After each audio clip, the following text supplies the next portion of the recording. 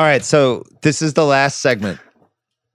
The concept is most exciting trades that have happened since Zach and I knew each other, which is basically 2012. Here are the candidates.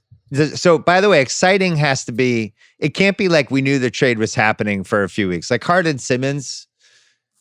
Too much noise. Too much foreplay, too much like variations, and we knew it was coming. I'm just saying the trades that made us go, whoa! And immediately you have 50 texts on your phone. So here are the nominees. Harden trade 1.0. Okay. Which we have a podcast that I think is on YouTube that we did right after that. Neither of us like to trade for OKC, just FYI. The Anthony Davis trade, where we didn't know if it was going to happen or not, but we kind of knew it was going to happen. I'm not going to do the analysis before the analysis. Go. Celtics Brooklyn 2013. There were sniffs and rumors, and then at the draft, boom. Paul George to the Clippers, because it also had Kyrie. I mean, Kawhi. Kyrie is our next one. The Kyrie trade to the Celtics. The bizarre CP Westbrook trade that is now scientists will be studying 1,000 years from now, wondering what happened. Harden trade 2.0, where we didn't know if he was going Brooklyn or Philly. Porzingis to Dallas. This is kind of a random grenade we weren't expecting. The Boogie trade, same thing, All-Star weekend. And then finally, Philly and Boston flipping picks in 2017, the Tatum Fultz trade with the Miami in there. That was one of my nominees. Can I give some love to a couple other shocking ones? I think Russ to the Lakers. It was one of those ones like I kind of don't believe they're going to do it until they did it, kind of thing. It's like watching a friend get married to somebody he just met at a strip club 2 days earlier, and you're like, they're not actually getting married. Oh my God, they're getting married. And I wanted the Boston Philly one in, so I'm glad it's in. I guess this one is just too nerdy and the teams are not relevant enough, but I got a lot of the text message volume and Twitter shock for the Sabonis Halliburton trade was really, really high, considering that Sacramento and Indiana are sort of mediocre to bad teams. That was one that got a lot of, whoa, what's happening here? What? But those are the only other ones I wanted to mention. I had one other I thought of was when Rudy Gay got traded from Memphis. A very small Toronto trade, but it turned into, and I remember because I was doing TV that year, it became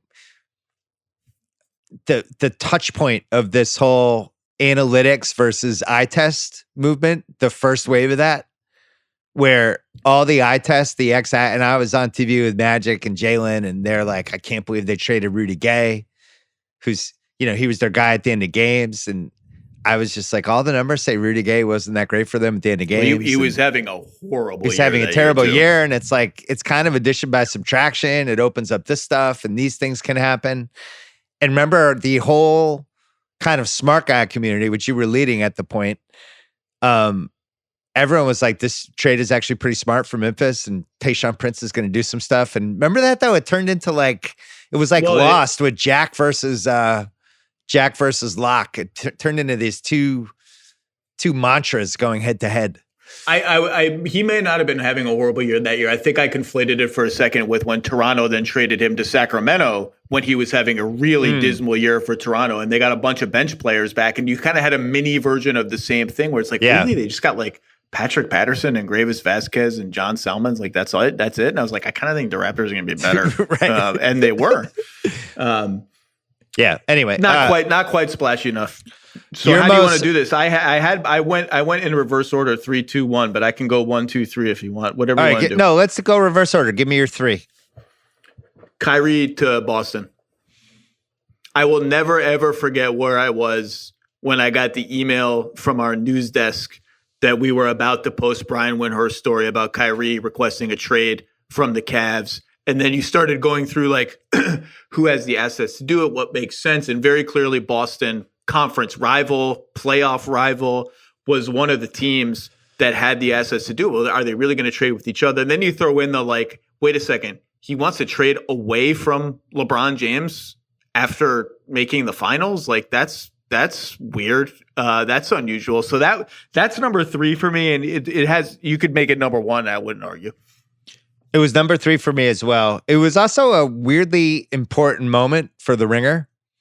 It was kind of when the Ringer fell into place in a lot of ways, because it was summer of 2017 and we were having a basketball meeting. We had you remember you used to do that at Grantland. We would fly everyone in and we would have this huge 5-hour spitball session pre-pandemic.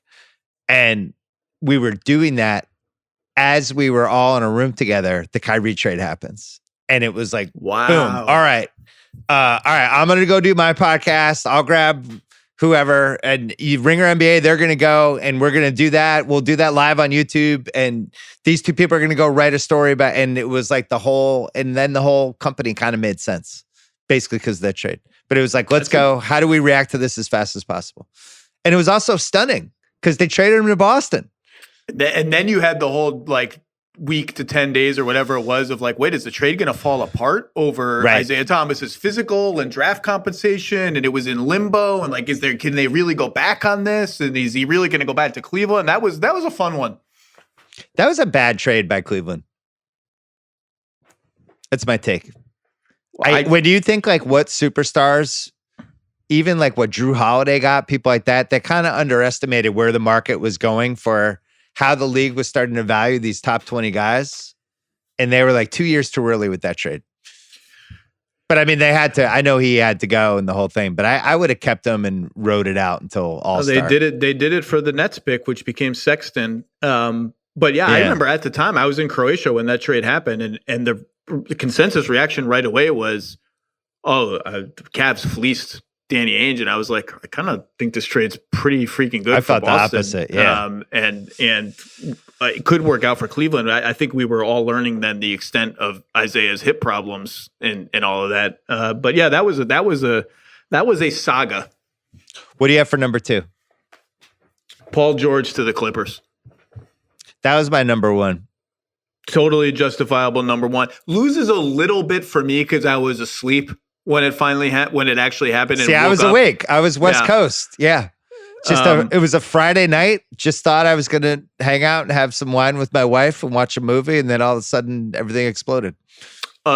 About 36 hours before that trade, again, another vivid memory. I was on the ferry. The New York City has this East River ferry system. I was on the ferry back from South Street Seaport, where we have our studios, to Long Island City, where I lived at the time. And on that ferry ride, so it must have been July 6th or something like that, July 5th. Yeah.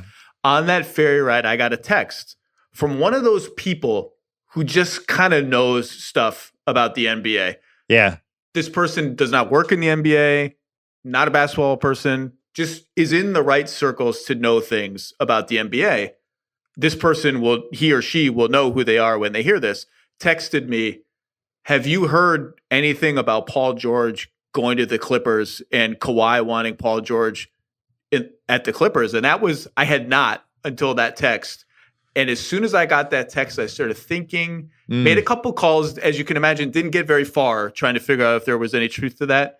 So it didn't get spoiled for me, but that put it on my radar. And I was like, boy, that's interesting. That's really interesting. And then when you saw just how many picks, let alone Shai Gilgeous-Alexander and Danilo Gallinari, it was like, oh my God. I still can't believe they threw in SGA. I don't think threw in is the right terminology. I think the deal was OKC was like, we're not doing this unless we get SGA. But man, that was part of the shocking thing to me, because I'd been going to the Clipper games. I was like, that guy's good.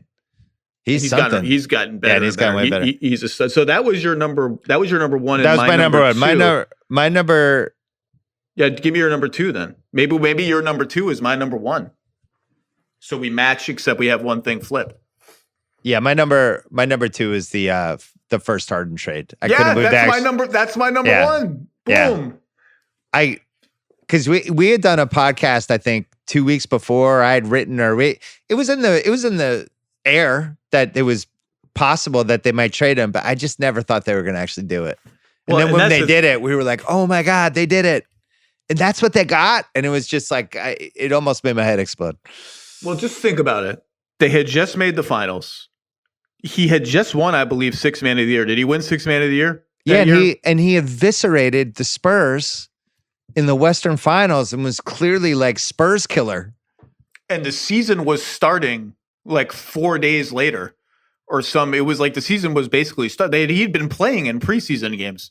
And, the money was like, what was it, $7 million total? It was like he wanted 60 and they wanted to pay him 53. It wasn't even like a lot of money.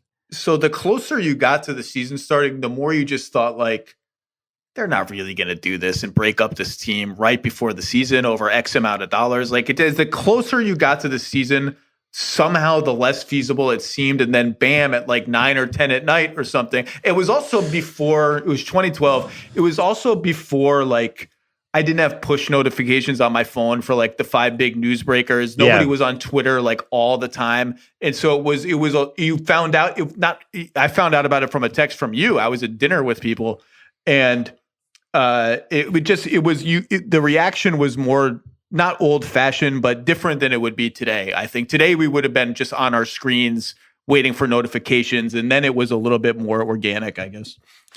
Yeah. And that was like the first fun thing that happened when we were working together.